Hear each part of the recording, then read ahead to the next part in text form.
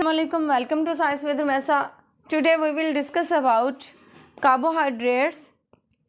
Carbohydrates are organic compounds with the general formula CnH2O overall N. इसका general formula ये है और carbohydrates जो है ये ऑर्गेनिक कंपाउंड्स हैं। ऑर्गेनिक कंपाउंड्स हम उन कंपाउंड्स को कहते हैं जिनमें कार्बन और हाइड्रोजन पाया जाता है। They are also called saccharides meaning sugars. Carbohydrates को सैकराइड्स भी कहा जाता है जिसका मतलब शुगर है। What are monosaccharides. अब कार्बोहाइड्रेट्स जो होते हैं वो तीन तरह के होते हैं, मोनोसैकराइड, डाइसैकराइड और पॉलीसैकराइड। मोनोसैकराइड हम पढ़ते हैं, monosaccharides are simplest sugars. Monosaccharides सादा तरीन शुगर्स हैं। They are soluble in water, sweet in taste and can have 3 to 7 carbon atoms. वो कहते हैं कि ये पानी में हलपजीर हैं, इनका जो जायका होता है वो मीठा होता है और कार्बन एटम्स की जो तादाद होती है वो 3 से 7 तक होती है। The most common monosaccharides are pentoses and hexoses. अब यहाँ पे पेंटोजेज और हेक्सोजेज का वर्ड यूज़ हुआ है। यहाँ पे मैं आपका कॉन्सेप्ट क्लियर करती चलूँ कि पेंटोज जो है यानी पेंटा से निकला है वर्ड। तो पेंटा का मतलब है 5, मतलब कि जिस कार्बोहाइड्रेट में 5 कार्बन मौजूद होंगे तो उसको हम पेंटोज बोलेंगे और जिसमें 6 कार्बन होंगे तो उसको हम हेक्सोज बोलेंगे। अगर 1 कार्बन हो तो उसको हम मोनो का नाम देते हैं, 2 हो तो डाई का देते हैं, 3 हो तो ट्राई का, 4 हो तो टेट्रा का, 5 हो पेंटा का और 6 हो तो हेक्सा का, 7 हो तो हेप्टा का। Ribose and deoxyribose are examples of pentoses. Ribose और डिऑक्सीराइबोज ये भी शुगर्स हैं, ये भी पेंटोज की एग्जाम्पल्स हैं, ये भी इसकी मिसालें हैं क्योंकि इनके अंदर भी कार्बन जो हैं 5 कार्बन पाए जाते हैं। Ribose is found in RNA while deoxyribose is found in DNA। जो राइबोज है ये RNA में पाया जाता है, RNA कहते हैं राइबोन्यूक्लिक एसिड को, जबकि डिऑक्सीराइबोज जो है वो DNA में पाया जाता है। डिऑक्सीराइबोज कहते हैं DNA जो है इसको हम कहते हैं डिऑक्सीराइबोन्यूक्लिक एसिड।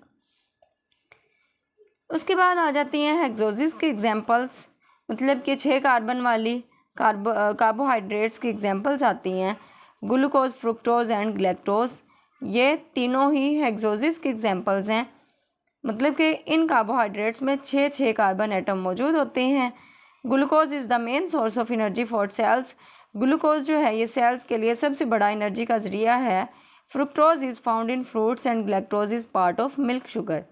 फ्रुक्टोज जो है ये फलों में पाया जाता है, जबकि ग्लैक्टोज जो है ये भी दूध में जो शुगर पाई जाती है उसका एक हिस्सा है।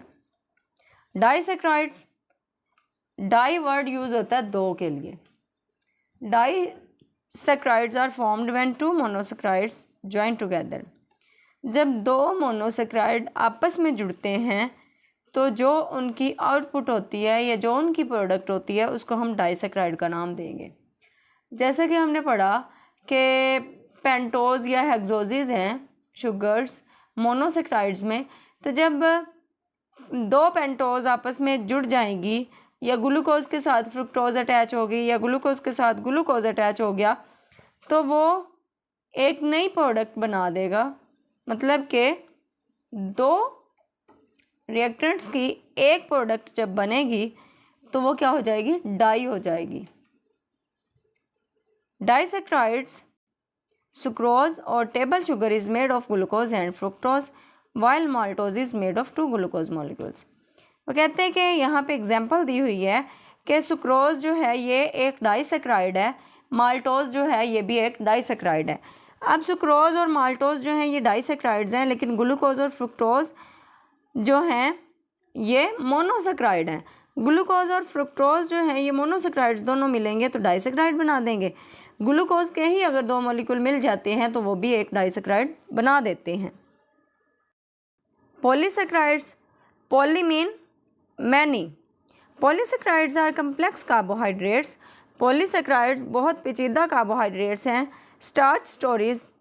stores energy in plants, glycogen stores energy in animals, cellulose provides structure in plant cell walls, and chitin forms the exoskeleton of insects and fungi cell wall.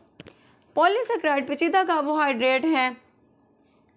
Starch पौधों में तवानाई ज़ख़ीरा करता है, जानवरों में ग्लाइकोजन तवानाई ज़ख़ीरा करता है, सेलुलोज पौधों के सेल्स की दीवारों में साख्त फ्राहम करता है, काइटन कीड़ों और फंगस जैसी सेल की दीवारों के खारजी ढांचे को तश्कील देता है।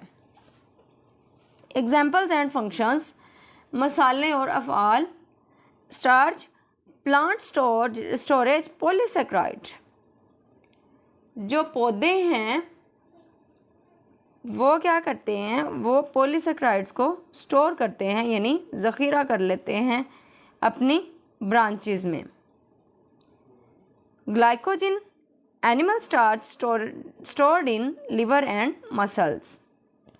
जो ग्लाइकोजन है ये जिगर और पट्ठों में ज़ख़ीरा शुदा होती है जानवरों के अंदर। Cellulose, structural polysaccharide in plant cell walls. Cellulose जो है ये पौधों के सेल्स की दीवारों में एक स्ट्रक्चरल पॉलीसेक्राइड है। Chitin found in exoskeletons of insects, crabs, lobsters, fungi and cell walls.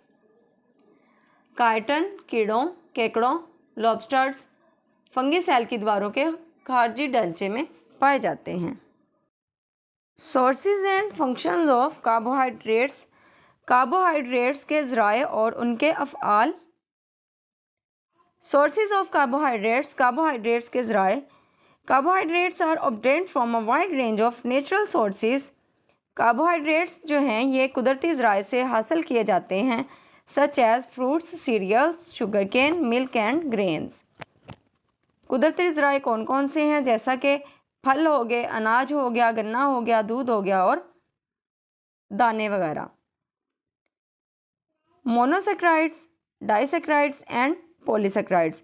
अब वो कहते हैं कि मोनोसेक्राइड के कौन कौन से सोर्सेज हैं, डाइसेक्राइड के कौन कौन से सोर्सेज हैं और पॉलीसेक्राइड के कौन कौन से सोर्सेज हैं। अब मोनोसेक्राइड हम हासिल कर सकते हैं फ्रूट्स से, वेजिटेबल्स से, हनी से और सीरियल्स से। मतलब कि मोनोसेक्राइड जो है वो ग्लूकोज है, फ्रुक्टोज है और ग्लैक्टोज है। ये हैं तो तीनों मोनोसेक्राइड की एग्जांपल्स। लेकिन ये हम हासिल कहाँ से कर सकते हैं? फलों से, सब्जियों से, शहद से और अनाज वगैरह से। आगे आ जाता है डाइसेक्राइड्स। डाइसेक्राइड्स हैं सुक्रोज। अब सुक्रोज भी हमने पढ़ा कि ये भी दो मोनोसेक्राइड मिलेंगे तो एक डाइसेक्राइड बना देंगे। अब जो है डाइसेक्राइड, इनके ज़राए कौन सी हम किन से हासिल कर सकते हैं? शुगर बीट से सुक्रोज को हासिल कर सकते हैं, उसके अलावा शुगर केन से और फ्रूट्स से। फ्रूट्स कहते हैं फलों को, शुगर केन कहते हैं गन्ने को। अब जो लैक्टोज है ये भी एक डाइसेक्राइड है, इसको हम हासिल कर सकते हैं दूध से या दूध से बनी हुई अशिया से। डेयरी यहाँ पे वर्ड यूज़ हुआ है, इसका मतलब है कि दूध से बनी हुई चीज़ों से। माल्टोज जो है, माल्टोज भी डाइसेक्राइड है, इसको हम सीरियल्स से हासिल कर सकते हैं, सीरियल्स जो अनाज वगैरह, दालें वगैरह होती हैं। पॉलीसेक्राइड्स। अब पॉलीसेक्राइड में हमने पढ़ा कि ज़्यादा सारे कार्बोहाइड्रेट्स मिल जाएं जब उनके मॉलिक्यूल्स, तो वो पॉलीसेक्राइड्स बना देते हैं। स्टार्च इसकी एक एग्जांपल है। अब हम स्टार्च को कहाँ से हासिल कर सकते हैं? वीट, बार्ले, मेज़, राइस, सीरियल क्रॉप्स से। वीट गंदम को कहते हैं, बार्ले जौ को कहते हैं, मेज़ मकई को कहते हैं, राइस चावल और सीरियल क्रॉप्स ये जो दालों वाली सब्जियां होती हैं, सॉरी दालें वगैरह होती हैं, जैसे कि चने की दाल हो गई, मूंग की दाल हो गई, उसके अलावा फलियों वाली सब्जियां होगी, तो इनको हम सीरियल क्रॉप्स का नाम देंगे। Functions of carbohydrates. अब कहते हैं कि कार्बोहाइड्रेट्स के फ़ाल क्या हैं? एनर्जी सोर्स है, डाइटरी फाइबर है, न्यूक्लिक एसिड्स, ट्रांसपोर्ट फॉर्म है और स्ट्रक्चरल रोल। इन तमाम अफ़ाल में कार्बोहाइड्रेट्स क्या करते हैं? ग्लूकोज जो कार्बोहाइड्रेट है, main fuel for cellular respiration. वो कहते हैं कि ग्लूकोज ना हो तो सेलुलर रेस्पिरेशन के लिए काम नहीं हो सकता। जो सेलुलर रेस्पिरेशन होती है वो ग्लूकोज की वजह से ही होती है। इसीलिए सेलुलर रिस्पिरेशन में अहम रोल अदा करता है। Glucose, dietary fibre, cellulose helps bowel movement. जो सेलुलोज है, यानी जो पौधों की सेल वाल में सेलुलोज पाया जाता है जो कि बाउल मूवमेंट में मदद करता है। न्यूक्लिक एसिड्स हैं आरएनए और डीएनए। आरएनए जो है उसमें राइबोज शुगर पाई जाती है और डीएनए में डीऑक्सीराइबोज शुगर पाई जाती है। आरएनए हम राइबोन्यूक्लिक एसिड को बोलते हैं और डीएनए जो है डीऑक्सीराइबोन्यूक्लिक एसिड को बोलते हैं। Transport form, plants convert monosaccharides to sucrose for transport. अब वो कहते हैं कि कार्बोहाइड्रेट्स जो हैं वो प्लांट्स में ट्रांसपोर्ट का काम भी करते हैं। अब वो ट्रांसपोर्ट का काम कैसे करते हैं? जैसे कि ग्लूकोज जो है वो मोनोसेक्राइड है। अब स्टार्च बनाने के लिए मोनोसेक्राइड्स जो हैं, 2 मोनोसेक्राइड जुड़े तो या 2 से ज़्यादा मोनोसेक्राइड्स अटैच होंगे तो वो पॉलीसेक्राइड बना देंगे। और जैसे कि सुक्रोज जो है डाइसेक्राइड है, उसकी ट्रांसपोर्ट करते हैं। Structural role, cellulose strengthens plant cell walls. वो कहते हैं कि अब कार्बोहाइड्रेट्स में जो प्लांट्स हैं उनमें सेलुलोज मौजूद ना हो तो प्लांट की जो सेल वाल है वो मजबूत नहीं होती। उम्मीद करती हूँ आपको आज का टॉपिक अच्छी तरह समझ आ गया होगा। मज़ीद 9th क्लास की बायो के लेक्चर्स के लिए मेरे चैनल को ज़रूर सब्सक्राइब कीजिए। अल्लाह हाफिज़।